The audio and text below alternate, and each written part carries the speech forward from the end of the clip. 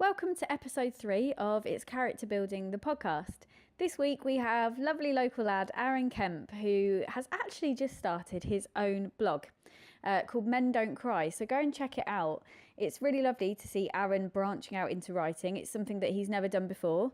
So I'm really looking forward to seeing the type of content that he's going to create.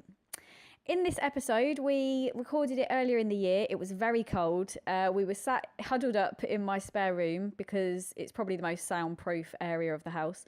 And we had a chat. We didn't know what we were going to talk about, and I guess this is the result.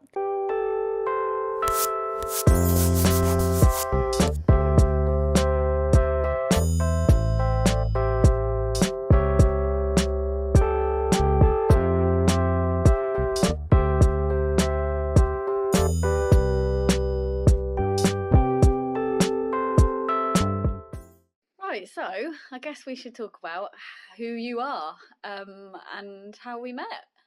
Do you want to introduce yourself to the listeners? Okay, my name's Aaron, I'm 24. I bumped into Laura one Sunday afternoon while visiting Engine, which is the co-working space. And from then there was an intellectual interest that I'd gained instantly, and therefore I wanted to talk to this young lady more and see what else she had inside her brain. I like the way you call me young. Even though I'm a decade older than you, I love it. So we can keep up with that straight away. So we met in Engine, didn't we? And then I can't even remember what we were talking about at the time. It was literally just like a quick get to know. What do you do? Mm-hmm. And then the next time I saw you was at the stencil workshop. You popped in and said, "Oh, I'm not doing it. I don't feel well." Oh yeah. And then Paige's yoga in the morning. Yes. So my lovely friend Paige, who I'm business partnering with now, so there was a yoga session at Engine. We had a quick chat, maybe. Yeah. There was another time, the DJ night as well. That's when we actually spoke kind of properly and actually started talking. Yeah. Because I asked about your tattoo. Okay. Yeah. Which tattoo was it that you were on? It was the one that looks like a mandala. Oh, the India one. And then I think that's probably when I told you about that I'm writing a book. Yeah. Did I? Yeah. Although since then I haven't written a word of that book. So I was writing a book, which I will have to get back to. But a lot has happened since then. So that was back in November. Yeah, so November. We're now in February. So we've not known each other that long. Not really. But we're #squad goals now, aren't we? #besties. #besties. Cool. So on today's podcast, I wanted to talk about one of the blogs that you particularly liked. It was one, I think it was the first link that I sent to you. Yeah. I told you that I wrote a blog, but we were having a conversation on that topic, I think. Yeah, something like that. I told you about the book I was reading, The Power of Now. Right. And I told you about that one chapter, which was Watch the Thinker, just titled differently, and you had literally the same blog. So I read it sitting on your sofa. You did. So tell us about that book. What book was it? Remind me. Power of Now. It's by Aaron Eckhart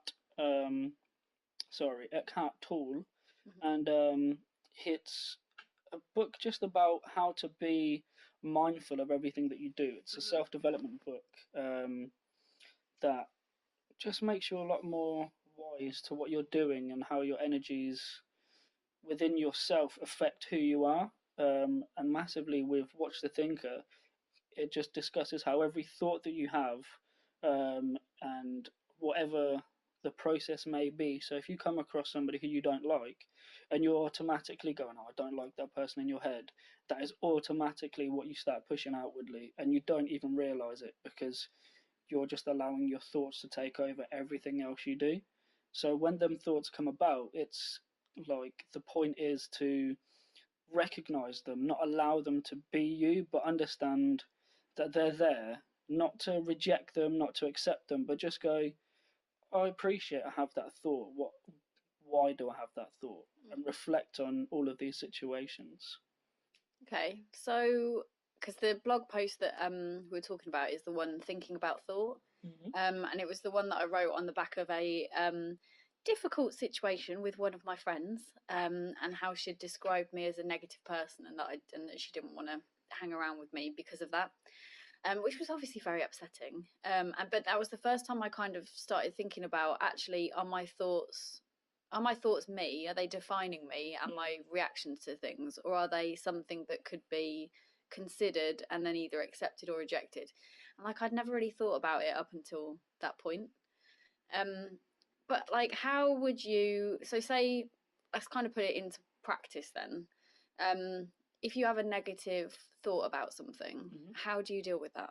Just let it be the thought. Don't let it be your actions, your tone of voice, your body language. Just see that, okay, I appreciate that that's my genuine thought, but what's the best way for this situation to continue without an outcome being negative?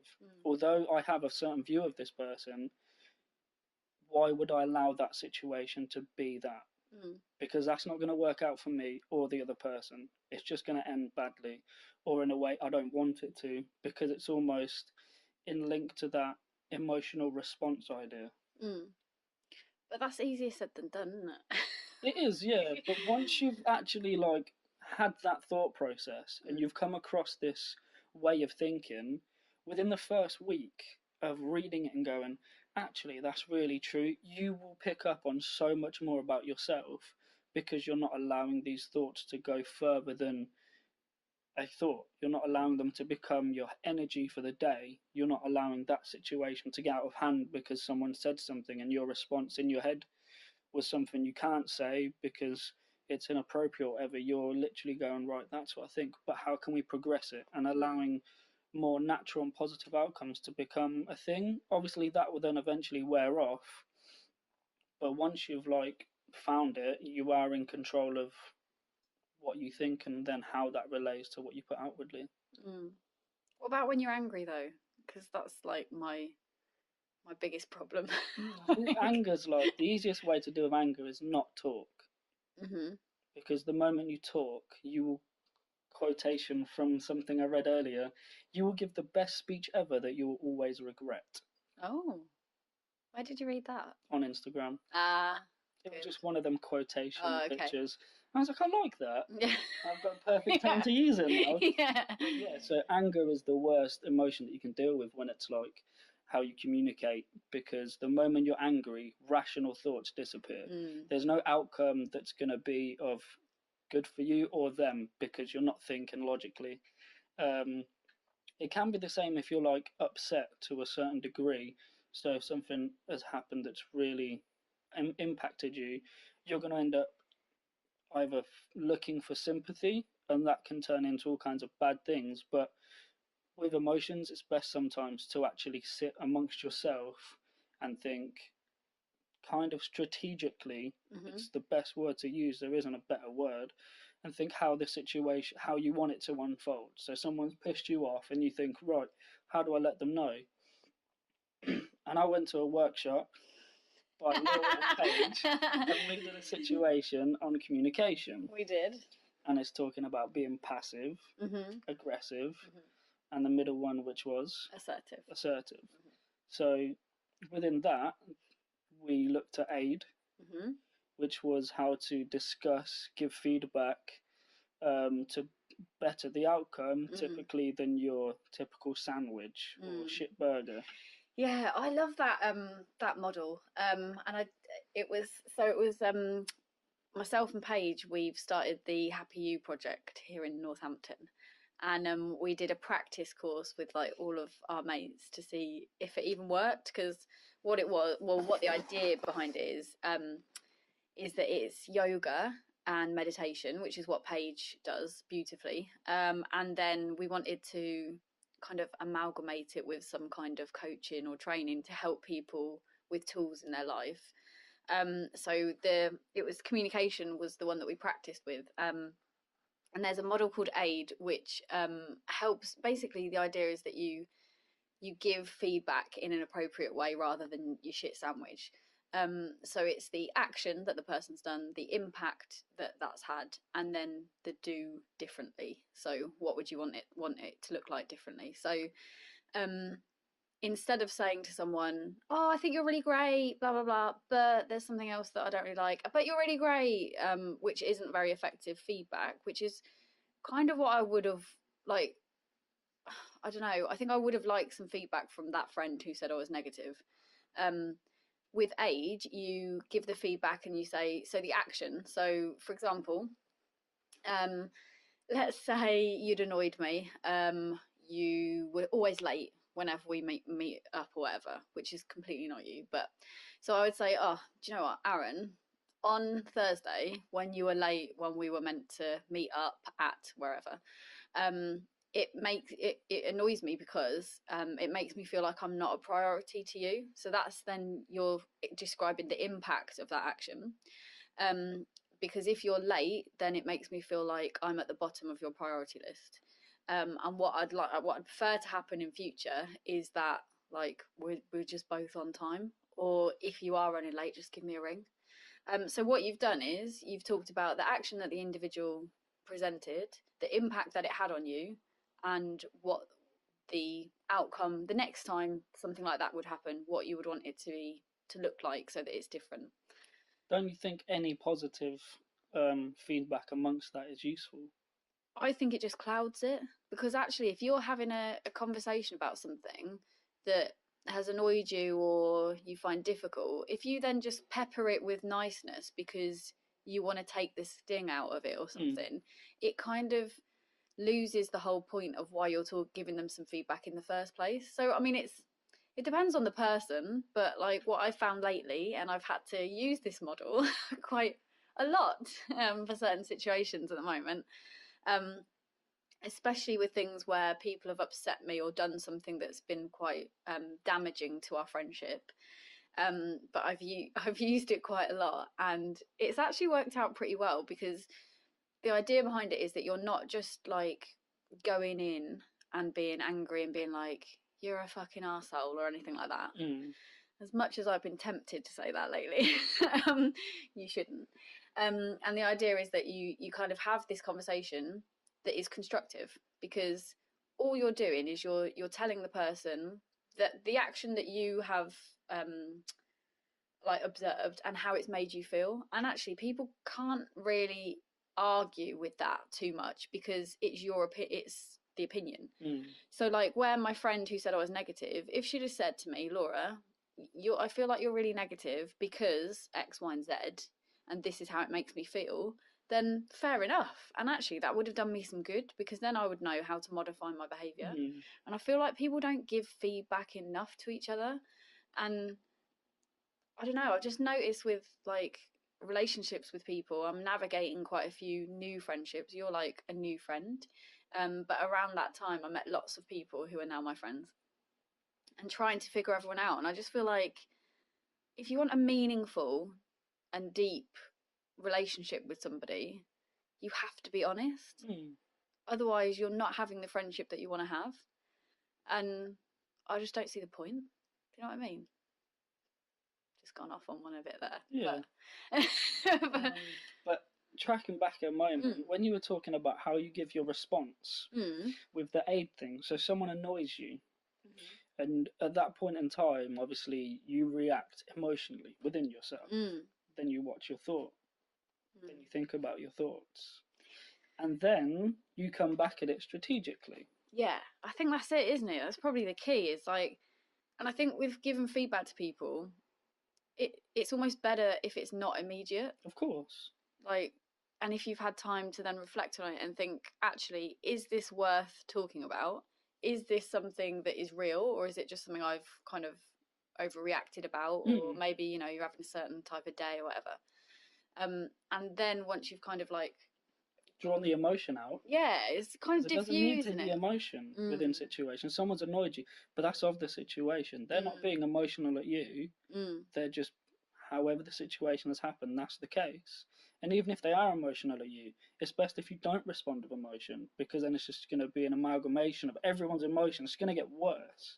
So how do you, because I know how I do it, but like for anger, if we just focus on the anger one for a second, like if you're in a situation at work, or, you know, in a situation where you can't necessarily remove yourself when you're angry, what do you do to just be amongst it, you know? Well, a situation would be probably the best one's a night out. always a bit of hassle on nights out. With a previous girlfriend, I was walking along and this guy was interfering with her sister, and she said, "Can you have a conversation with him?" And I was like, "Why?" She was like, "Right, help." I was like, "Cool." So I came over to him and I was like, "Look, you know, the girls don't really appreciate you being here." And automatically he comes firing back with, "Why? Who are you?" Blah, blah, blah. And obviously he's up at a certain point. And at that point, all I typically do is ask logical questions because it makes them diffuse their own emotion because they then have to think rationally to answer my questions.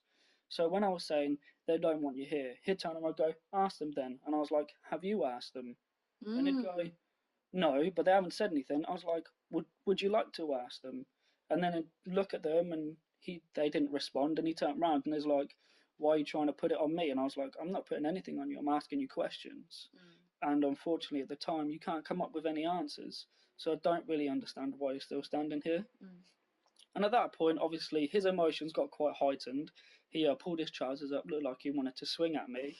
Um, and I just stood completely still, looked at him back in the face.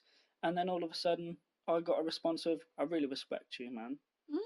You're a white guy with dreads and you're carrying yourself really well. Really respect you. I'm sorry to have bothered your evening. I'll leave you guys to it." Offered a handshake. Wow. And then I went to the cash point, took the money out, went back to them, and both of them were like, "What did you say to him?" And I was like, "Why?" And they're like, "Because he looked really scared." And I was like, "Well, just asking him logical questions." And he didn't really have a response because of where he was within his own head. And then he realised the flaw in his emotion and the flaw with his like interactions with you guys, and then he parted ways quite gracefully. Did you feel angry in that situation? No, I get really kind of I find myself amusing, so I tend to laugh at myself because when someone's angry at me, I find their output, their like outward energy towards me hilarious because I never accept it. So if someone's like, "Oh," I'm just like, "No, don't do this because it makes me so bad." I feel like I'm gonna egg you on to do something, but at the same time, you're not, because if you were going to, you would have done it. Yeah. So what about, so I know you're like all zen and loving life and all that kind of stuff, but you must get pissed off at stuff. Not pissed off. I get aggravated within moments and then it's gone. How does it go so quickly? Because I watch my thoughts. Oh yeah. I think about thought. Don't quote me back. That's not fair. I'm doing both. But I find anger's like the one that I struggle with the most because I go from like 0 to 100 in about a nanosecond. But then all you need to do with that is figure out where it comes from. The situation. Why did it make you angry? And then the moment you take away, and you go, "Wait a second, what upset me?" All of a sudden there's no more emotion. The reflection of it becomes a point where you can't be emotional because you're reflecting within yourself. You're not reflecting on someone else. Because if someone else annoys you, you can sit there for the next 17 years winding yourself up about that situation. But if you're annoyed and you ask yourself why you're annoyed, that could change within a moment. So I'll give you an example of a situation. I won't go into the detail of it because I don't think we need to share that. But somebody had annoyed me because I felt like there was an injustice. There was like it wasn't fair. So the person's behaviour meant that they kind of got the good result and I got the bad result, and like none of the whole situation was completely unfair towards me. And there was nothing I could do about it because it's out of my control. Like, how do you, because it still winds me up a little bit. So how, with that kind of thing where it's maybe not anger but there's an injustice, and you know, I can think about it 1,000 different ways, but it still boils down to it's not fair. So how do you get over that kind of thing? Something that's not fair is obviously, as you're saying, it's a lot harder to get over. But the point of view that you've got to see it at is, am I going to allow this unfairness to continually affect me? If I'm going to, then I'm just got to learn to be a negative person when these thoughts come across me. But for you to progress, you need to go, that was unfair, but that was past tense. something that's happened. Can I change it? Nope. Am I going to change it? No. Do I need to? No. There's not a solution to it. It's just a case of it has happened, and as much as it is painful, annoying, whatever it may be, there's no change of this. The only way that something could happen is if the other person could hear you out. That's literally it, and that's the only outcome. Yeah, I mean, just say, have a conversation, right? This, and this. Use aid. Yeah, well, I did. So in this particular situation, I'd got very angry very quickly, but then did have a conversation once I'd sort of simmered down a bit with that person, and did the whole aid feedback bit, and the person apologized for the behavior. Like, it doesn't change the outcome. The outcome is still, it is what it is. But I felt like by at least explaining my rage, it kind of diffused it a little bit. And I still feel the injustice of the situation, but I feel like it's kind of, this is going to sound really bad, but I just feel like karma will work itself out. I was just about to say, I don't need to worry about it, because... But at the same time, don't allow that to be like a smarmy. No, not in a, because actually for this particular individual, I don't want anything bad to happen to them. But and you know, I was thinking about just karma and the universe and stuff anyway, and I've seen it happen to me. So I've made bad decisions in my life, and I've done things that aren't right, and it's always come back to me. It's always come back and slapped me round the face. And I feel like, at least if I've seen that works, and it works with my own actions, like every action that is a reaction to, it might be years later, but there's always something happens that redresses the balance of life. Basically me being an arsehole at the time. So yeah, when I say I feel like karma will sort it out, not because I want anyone to be like, I'm gonna get you. But your face shows it all.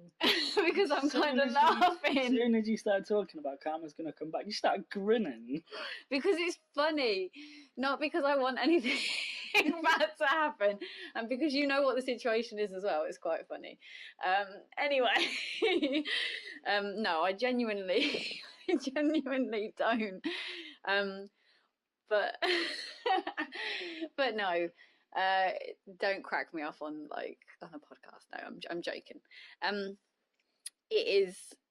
think it's important though that we all see the balance, because otherwise I could sit there feeling like, oh, everything bad happens to me and I'm such a victim and nothing bad happens to anyone else, and how is it that like this certain person can fall in shit and come out smelling of roses? Why is that fair? And all that kind of stuff. So yeah, I think it is important to just let it be. And that's probably for the injustice side of it, how I'm able to just let it go, because I know that it's not down to me to rectify it. Like in like another example, obviously me breaking up with one of my exes last year, situation was very volatile, but I wouldn't wish anything to happen to her, because I still have a level of care. I don't want to hear that she's gotten worse. I don't want to hear that anything's happened to her or a child or anything. I'm at a place of, if I saw them and they were accepting enough and willing enough, I would wish them the best. I would ask how they've been. I would want there to be a nice mutual playing field where I still show that I have a level of care for you. You're still within my thoughts occasionally. No reason for it to be a relationship. No reason for me to think anything more than that. Just the hope that whatever has happened doesn't display its bad karma to this day, because at this situation, I don't think your life needs it. And if it came around, I don't think it would be helpful to you. So I'd want it to be good until whatever needs to balance itself out. But at the same time, I don't want it to do that in a way, because what was pushed on me, I think, was really bad. The outcome and the damage it had on me put me in a really bad place. And then for me to sit here now and say I wish the best for her, most people would be like, how? If she really done them things to you, why would you wish the best for her? and that's just me. But I think that's a good thing. But I do think that people need to learn the lesson, like, and there needs to be consequences to actions, and not in, as I say, not in like a nasty way, but definitely for the mistakes that I've made in my life, I'm glad that it came back to me, because it needed to, and then I needed to learn the lesson from it, and there needed to be consequences to my actions, and I needed to be accountable for the times that I'd fucked up. The easiest way to think of it, though, is something happens between two people, they go their separate ways.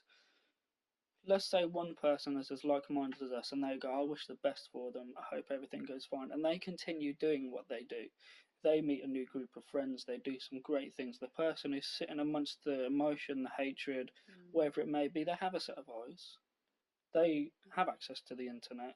They can look on social media and see this person doing exactly what they wanted to do without them. That's karma enough, I think. That's true. Because they're going to sit there and go, well, look at him doing it, and they're still amongst their emotion. Or they'll go, I'm really glad he's doing that. I'm really glad she's doing that. It's good to see they're now doing this, because they've wanted to do that. But most people, when there's that kind of breakup, and one person is just like, I wish for the best, the other person will always sit amongst all the negative and not see the positive that they had with that person. 2 years is a long time to spend with somebody, and for you to sit there and just remember all the negative is bad on your character, because you had some good time during them 2 years. I think sometimes, even if it's a messy breakup, you almost have to break up gracefully and say, I know this is over, but some of the memories I had with you, I'm always going to hold close to me for the rest of my life, because some of the things we done for the first time, and I'm not going to forget them moments. And you can say you're parting peace in a nice way, and they can be all asshole about it and be like, oh, fuck off, whatever. And then you go, that's fine, I said my piece, you said yours, now we part. That's cool, because you know where you've left it. They will always have unanswered questions, they will always have like emotions that are raw, but because they haven't said what they think, they've acted irrationally, they've not come from it logically. So therefore, they're always left with that. They're all sitting amongst it. And then when they turn around and see you do something, and they're like, oh, look at this, they're all sitting amongst their emotion. This is why they don't think about thoughts. Yeah, I think I like what you said about breakups and stuff. I've been through my fair share, Aaron. I don't know if you've read the blogs. I think every single one. But yeah, I'm pretty good at breaking up with people. Yeah, that can be a really difficult situation. Probably after grief, I'd say heartbreak is the worst thing that you can face.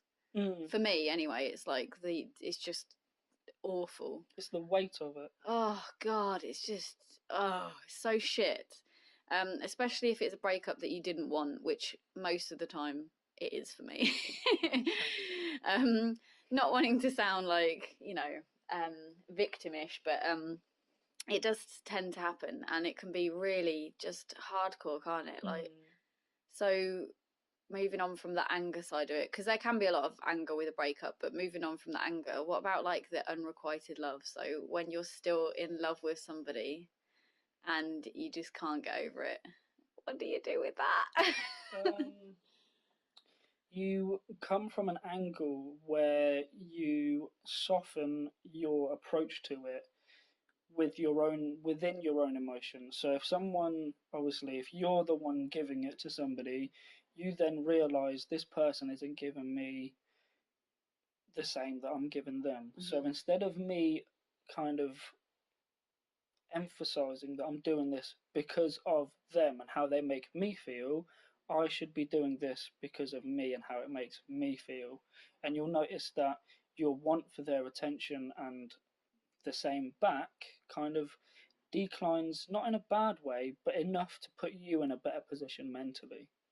So what do you mean though? If you're like... So like, instead of buying someone flowers and going, I'm going to do this because I know they'll love them, you go, I'm going to do this because I think they'd appreciate it. And you change where your emphasis of your actions come from, rather than always so, oh, it's because of da da da, and you're always like, ah, and all airy and hyper and lovey dovey. Okay, but what if you've broken up, or like you were never together? Okay. Say, and like it was just a thing. And then like the person makes it clear that they're just like, nah, I'm done. I'm not into you in that way. Okay. And then what do you do? You give them tokens instead of, I would say, you would essentially, yeah, give them tokens to let them know your value, but don't put yourself in a vulnerable place. So you're you're a writer.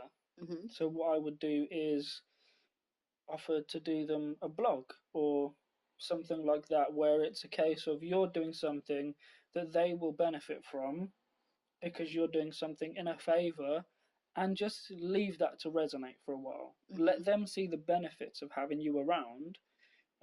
Maybe not as friends, maybe that's your parting gift, but at that point, it's like, you can see this. I know what I've given you, I know the value of it. So whatever it brings you is essentially what I've brought you. And then you sit in the background and just let that be, because there's nothing else you can do. You can't keep feeding for little bits because they've already suggested they don't want to have you around. So I would consider giving them something that gives them long-term kind of benefits almost. And if it was a completely different situation, so you'd buy somebody a pair of trainers and go, well, I guess we're no longer friends, I'll see you soon. No hard feelings, whatever it may be. But you see them wearing the trainers and you go, I'm glad you like them trainers. Because as much as people go, oh yeah, but once you've broken up or you're not friends with someone, there's no value to that thing, that's bullshit. There'll always be weight to an item, because when you look back on nostalgic moments, you will always remember them, especially by item. Smell is apparently the biggest one. But you'll never forget the moments where you've received something and the value it meant to you. Someone could give you a toothbrush and yours broke yesterday, but that would mean the most to you. And you wouldn't forget that, because when you go to replace it, you're going to feel a little bit of like, oh, I don't want to replace this one because this one meant a lot to me. It's a toothbrush. But the sentiment of I feel like you're speaking from experience on the toothbrush run. No, I've received one recently, but I've not used it yet. Okay. So yeah, no, I get what you're saying with that. And I think for me, so I've been in both situations. So I've been in breakups where I still hold a lot of feeling for the other person, and then I've also been in breakups where I'm the one breaking up and the other person holds a lot of feeling for me. And from both angles, I think the best thing to do for the person who's like still holding the flame and holding that emotion and those thoughts and stuff is just like, you got to do you, boo, as Paige would say, and just focus on yourself. And I think you said that to me recently with a certain situation. You were like, just focus on what you're doing, and that totally makes sense. And I watched a Matthew Hussey video. Plug. He's a relationship expert. He's hot as hell as well, so that makes it really accessible. Easy to watch. Yeah, really accessible for girls like me to watch. But he talks about relationships and what to do, and he gives advice to women. And I don't agree with all of his advice, but the majority of it I do. And the particular one that I watched was about like how to get over your ex or something like that, or how to get your ex back. And I was like, oh, I don't want any of my exes back, quite frankly, but it would be nice to know how to just put to bed some of those residual feelings. And I watched it, and basically he said you need to focus on your own progress, and that will either bring that person back to you or it will just help you get over it anyway. Because it's all about like your worth and your value. And if you're focusing on your progress and you're, you know, demonstrating your worth to others, but you're also demonstrating your worth to yourself, you're either going to be like, girl, bye, kind of thing, or like you'll attract lots of people to you because your worth is really high and you're doing your thing and you're like get into places that you want to get to. And I think there's something in that, you know. Yeah, massively. Because when you start progressing and you start developing yourself, you realize that your value creates a certain aura within you. So if you were sitting in a room and two different people walked in, someone who knew where they were going, they had a great plan, all of it was going ahead, you would notice that person more than the person who came in quietly and sat in the corner and didn't want to talk to anybody, because that person doesn't know.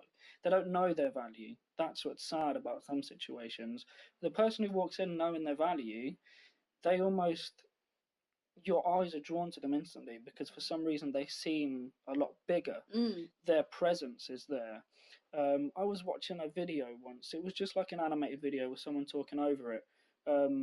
But the guy was talking about the difference between your ego and your self value. And he said an ego will make you seem like you fill the room, but your self value will make you feel the room. Ooh, I like it. Because you're no longer going, look at me. You're just yourself. Yeah. People are looking at you.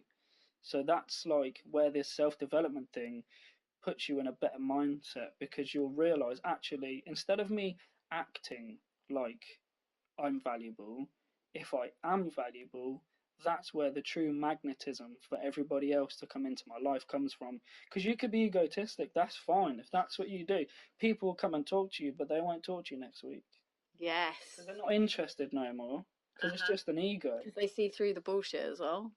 But when you've got value, someone wants to know whether you're of value to them because your value's so high. They want to know if you can help them. And as that may seem transactional, that's someone's mindset to see someone who is valuable. They'll go, what are they doing? I want to know what they're doing. I'm interested. If they've got something that's of value to me, then we could possibly hang out. We could possibly have a conversation. And hopefully I could be of value to them. But then you wouldn't think that with someone who's got an ego. You'd be like, oh, what are they about? And then that's it. But it'd be, and yeah, so for that's a good one. So for the people with ego, I think I know a couple, a couple of three people with a few egos. But no, you're right. You kind of see that people are interested in them because they're like charismatic and they've got something going on. But actually, scratch the surface and what is it?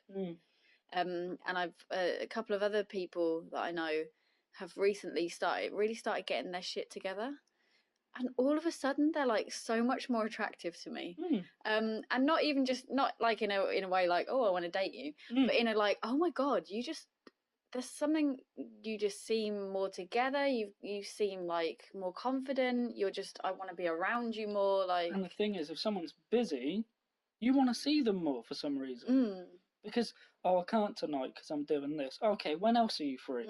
If you didn't want to see that person, you wouldn't ask for the second chance of when you can meet them. Yeah. But because they're busy and they have value to you, you still want to see them even if they're busy. Yeah, totally. I don't even know how we've got here, but I like it. We went from anger. We did. Anger to breakups to self-value. To self-value, yes.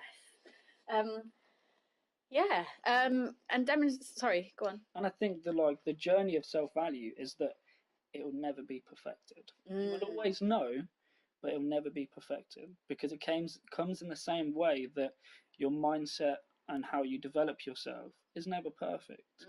So you will always be striving to create more when you know how valuable you really are, because you can see that you can affect others around you. And you want to keep doing that and keep doing that and keep doing that.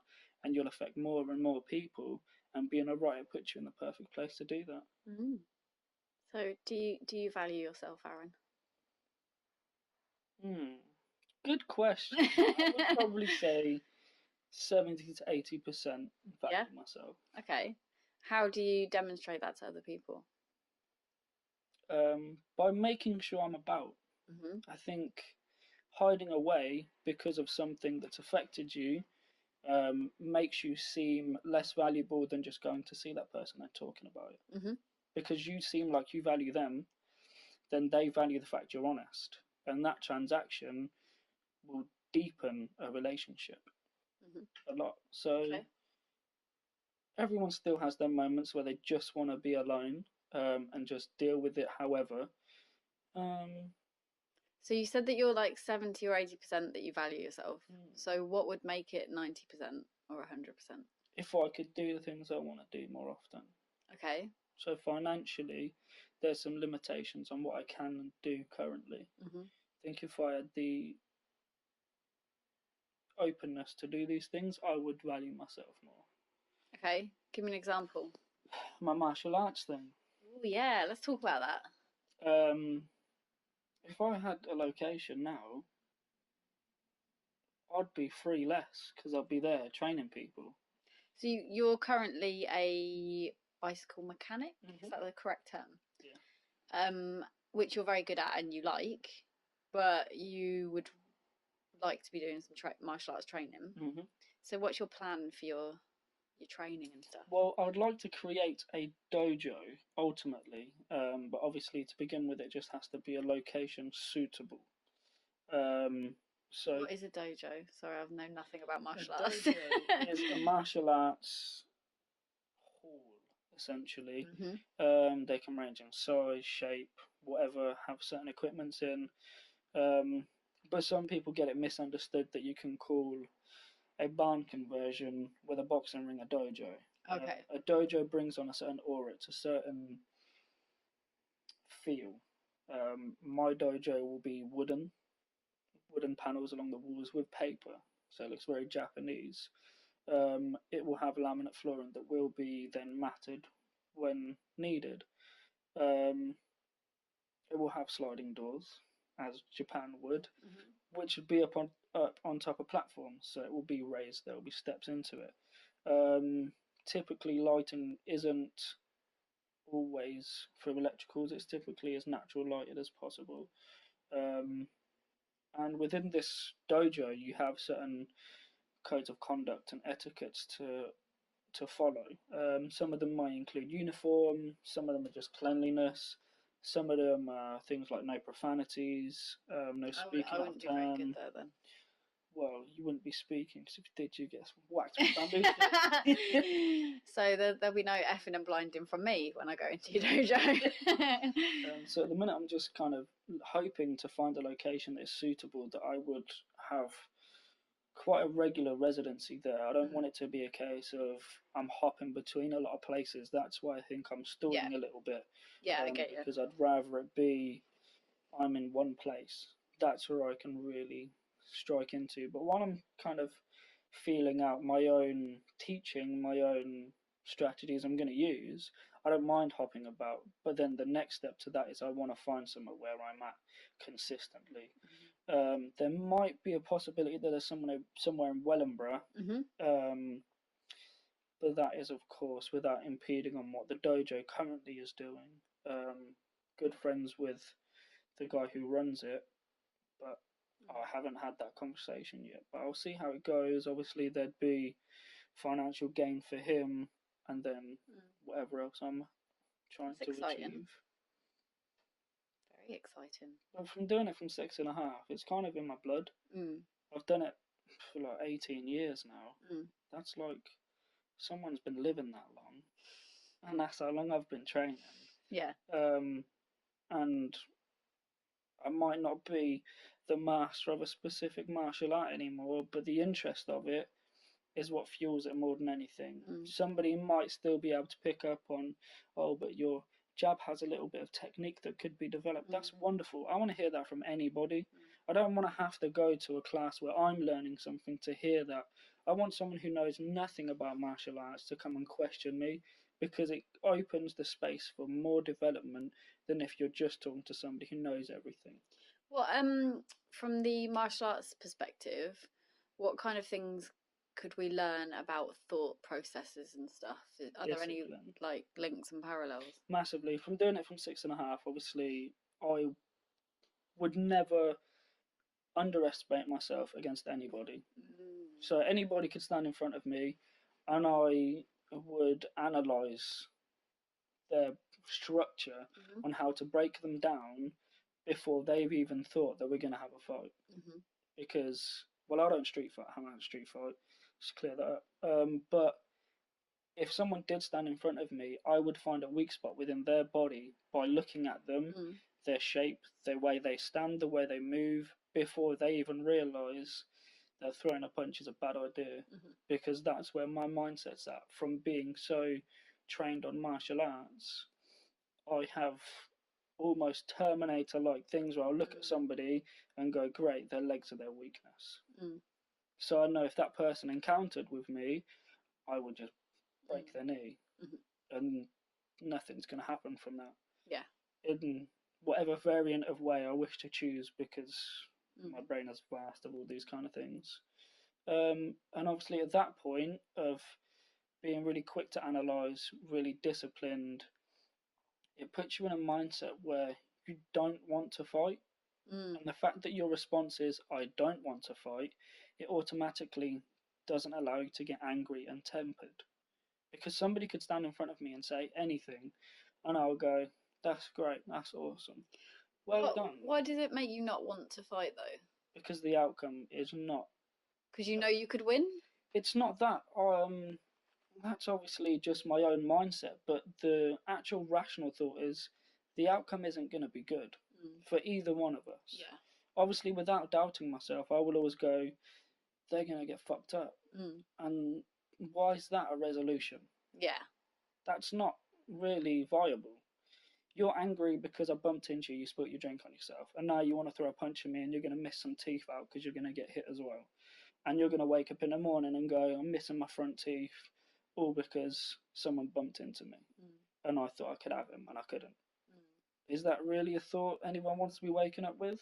So the outcome is so extreme that I think fighting is ridiculous. Unless it's for the primal human basis of things, where you need to kill an animal to eat, that's the only time you need to be physical towards anybody else or anything else. That's really interesting. A fight is pointless. I love the fact that you say that, even though you're like into martial arts, because that thought process is almost contradictory, because you've been training since you're 6.5 to fight, but actually your viewpoint of fighting is that it's stupid and it's ridiculous. I quite like that.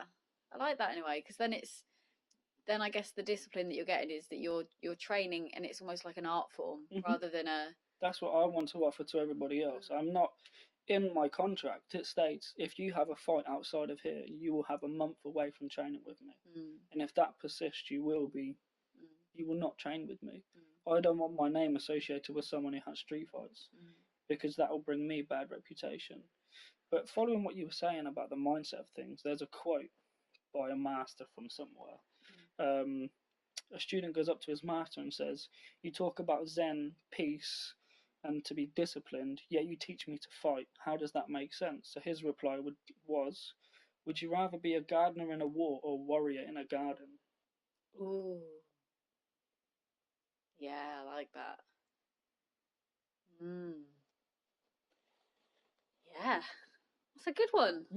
I like that. Yeah, well, there's a lot of discipline with martial arts, though, aren't there? And even in boxing and things like that, there's quite a lot of discipline with it. Due to the conducts that you have to follow as a boxer. Do you think that's why you're so zen and so like oh well, maybe I need to do some martial arts just to zen myself. And because when you're doing martial arts, it's never about anybody else. It's about yourself. All you're doing is essentially fighting with yourself. And to do that for 18 years, you know yourself very well. And I wish to give that to somebody else. I don't want somebody to turn up and be like, right, show me how to throw a right hook. Yeah. I'll be like, nah, you're going to learn how to not receive the right hook. And they're going to go, why? Because anybody can throw a right hook, but do you know how to evade one? Because that's what teaches you your best attribute offensively. So somebody could have a great left leg kick, which I do, and my biggest weakness is defending a right leg kick, because I will try and block it with my left leg, but that's not a good idea because it hurts. But then doing them kind of things teaches you about yourself. Right, I need to stop thinking that this is better than this. I just need to allow myself to move, to feel, and be amongst myself rather than think I should feel. Wow. Getting real Bruce Lee on everything. I know. Like, I'm like, ooh, okay. The philosophy of it involved in martial arts is incredible, because within every moment of something you think is martial arts based, there is a mindset to it. So someone's coming at you really strong. You're within a cage, so it's a like refereed kind of event. Someone's rushing you. Every time you see that, it's a case of great. I'll just yield their energy and move them past me instead of try and stop them. Because blunt force versus a wall, it will just crash and there'll be too much destruction. But if you have something that rotates and moves out the way of that energy, you'll cause another cause of energy, which then that thing's now got no energy, but the thing moving has lots. So you be that revolving item, and now they've been left with nothing. Someone throws a huge right hook at you, you duck it, push them in the back, and now they're moving that way. The energy is in a completely different direction, and you're still standing, no damage, exactly as you were. They're in a worse off position.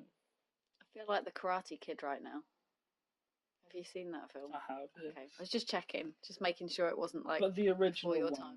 Yeah, the original. Not the Jaden Smith one. No, as much as I like little Jaden. He like, is great, it's... but there's a very big flaw at the end of the film. I haven't seen it. You haven't? No. I'm just going to ruin it for you. Oh, spoiler alert. He gets kicked in the left leg, which supposedly ends his fights for the evening. Upon his last fight, as the protagonist, he will always win. He does a backflip off his left leg, which stopped him from fighting 20 minutes beforehand. That's not possible. I have dropped somebody with a leg kick, saw them a week later on crutches. That's a week. That's not 20 minutes and now he's doing a backflip. It just ruined it for me. Oh. I can pick them little things up, and I saw it and was like, just run the whole done. film. Yeah, it's the just whole done. film is just rubbish. Just wrecked That's it. Jackie Chan's in it though. Oh. He's his master. Oh. It's quite good. And looking at these kind of things, like where there's like a media base off it, I think it opens the eyes to a lot of people, but they don't see the depths of it. So there's a part in the film where he learns to take his jacket off and put it on the floor multiple times. So he's got to learn the most efficient way to do that. So within the movements of doing that, he's essentially learning how to block attacks. But all he's doing is taking his jacket off. And he doesn't understand that to begin with. And that's what I find so interesting with martial arts. Something seems so mundane, something seems like it does nothing. Repeat it. All of a sudden, it has so much influence because it's just clicked to what you're using it for. It's like the wax on, wax off thing. And the paint in the fence. I love it. Because that wax on, wax off motion is actually blocking motions in karate, but your hand the other way. So building up strength within a certain movement with no knowledge of what it progresses to, and then seeing what it progresses to, it's incredible. There was a move we did at Black Dragons where we essentially had our feet interlocked, and as we did that, we'd push our hip forward. And we look like a right bunch of weirdos. There's 30 adults in the room just popping our hips forward towards each other, swapping feet, doing the same thing. Half an hour of this, constantly just doing that. You actually get quite tired. It sounds like a really small movement. But then afterwards, here's like, now we're going to do some leg kicks. Everyone gets the pad out. Right, just go 3 minutes just doing leg kicks as you normally would. So everyone's doing their normal leg kicks. And then he comes around and goes, right, the movement you just did, I'll show you how it feels. And everyone's like, He's like, I'll show you your leg kick, your impression, and then I'll show you my leg kick, which I just got you to do for half an hour. Bang, their leg kick. Now pop the hip out as you do it, 3 times more powerful. And everyone's like, oh, that makes so much sense now. And it's like, that's what martial arts is about. Learning the movements before you learn the technique, so you can understand the way it all kind of glides together. Interesting. Because that's where the discipline comes. You don't need to know the outcome. you need to know the motions of it first. That's where the discipline's in it. That's where most people back out because they're like, I don't want to learn how to push my hip forward. This is boring. No. Great, that's fine. You'll never know what comes after that. You'll never unlock the next thing because you're so bored of discipline. You don't like discipline. That's up to you. That's fine. But if you're willing enough to just subside your and just be disciplined for a moment, you'll realize the outcome's so much greater than you ever imagined. That's such a philosophy for life, isn't it? Like, we're all in such a rush to get to like the outcome, or oh, this bit's boring, or it's hard, or I don't like it's painful, or I just want to skip forward to the next bit. Oh my god. Mind blown. Martial arts.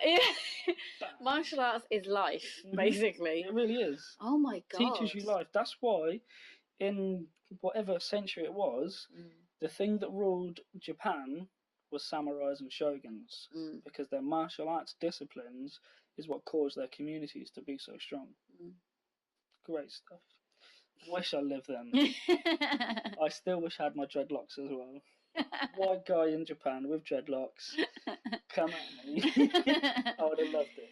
Oh, yeah. The Last Samurai, I wish I was Tom Cruise. Oh, really? Oh. Watched it so many times, even though it's 3.5 hours long. I've never watched it. You should watch it. It's incredible. I should. There's lots of films I should watch though, but that's for a different podcast, I suppose. Wow, that's really interesting. Okay, I'm looking forward to when you set up your dojo. I wanted to call it Dow Jones. That's something different entirely. You have to get a uniform though. Yeah, that's cool. I'm down with it. I'm down with the uniform. Do I get like a little like white? Is it like your white get up? You know, there's a gi, but I'm gonna have a different colour to everybody else because I'd be the master. Do I get a little? Do I get a belt and everything? No, I'm not doing belts. Don't do belts. Belts puts value on what you know. Don't do that. Okay. Because a white belt could know a bit more than a black belt in a different situation. That's wonderful. Then you can show that black belt something. He might be able to show you more, but the fact he's learned from you means that you still have value too. Doesn't mean you're a white belt. Oh, yes. Like it, Aaron. Like it. Okay, I'm signing up. You just need to get your location sorted and I'm on it because I feel like maybe some martial arts will help me with my thought processes and have some discipline and maybe I'll be as zen as you are. Do you really think I'm that zen? Yeah. I've never seen it though. This is what I find great about meeting new people is they'll tell you stuff about your character that you've never recognised. Yeah, mate. Between you and Paige, I've got some real good Zen influences. Yeah, it's good. Right. Well, I mean that's pretty much an hour that we've done there, just chatting. It's been interesting. So we went from thinking about thought to anger management. To self-value. It's giving feedback, self-value, breakups, relationships. Martial arts. I mean... Philosophy. And philosophy of life. I feel like we've just given the world everything they need in just short of an hour. So everyone will actually gain something from this a lot. Hopefully. Hopefully. That's the idea behind all of these podcasts. And everything that I'm writing and everything that I'm doing is that if it can just positively influence one other person, job done. And has it? Because then we have an example today. We had an example today. Oh, I had the most beautiful message from somebody in Dubai. So much so that I cried. It just made my life. And she'd read my Huffington Post blog. And it was about kindness through a certain difficult period, and there was a girl called Daisy. When I shaved all my hair off for Macmillan, and I was raising money, I had a sponsorship from a girl called Daisy. Shout out Daisy! And I didn't know who this was. It was £65, and I was like, "What is this about?" And a bit of research, I found out that it was my sister's friend's daughter, who I'd never met, never spoken to before in my life. She was 15 years old, and she'd seen on Facebook what I was doing, and she wanted to donate a month's wages, because she works in a hair salon, to this cause, because she thought it was the most amazing thing to do. Now, that was and will remain to be, and I will mention it again and again and again, is like the nicest, most beautiful example of humanity that I have ever experienced. And I wrote about it in this particular Huffington Post blog, and the lady in Dubai, it was Dubai, yeah, messaged me and said, "Oh, you know, little did you know that you're actually being my Daisy." And I was like, "Oh God, I'm sad," and just bawled and snotted all over the place because I was just like so emotional about it. And I read it out to the Engine Boys earlier, and I cried again when I read it out. So yeah, like hopefully, if you do listen to this, or if somebody listens to it and there's a positive, they've positively influenced, please let us know, because both myself and Aaron would like to feel that feedback. Because you know, aid isn't just about being telling people about developmental areas, but it's also about giving feedback about stuff that people do well. I don't think we do that enough as a society. So yeah, take the time to like send us a little message, or you know, give us a little comment or something. Yeah, but it's been a pleasure, Aaron. Thank you. That's all right. Thank you for your time and your wisdom. And like I feel like you are my Mr. Miyagi right now. I feel like I should be 70 years old. Longer hair. Yeah. Sitting with a cup of tea. And I'm like a 14-year-old American boy. Okay, I'll go with that. Fine. Cool. Okay, thanks. It's been a pleasure. Thank you for listening to episode 3 of It's Character Building, the podcast. Thank you to Erin for taking the time to talk to me. One of the main things that I've learned about doing this podcast series so far is how nice it is to talk to my friends without any distractions and find out so much more about them than I would do on a day-to-day basis.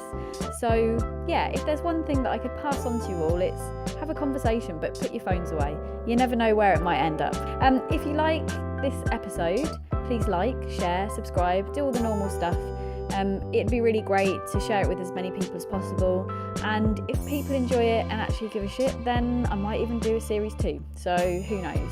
Thank you for your support, and we'll speak to you next week.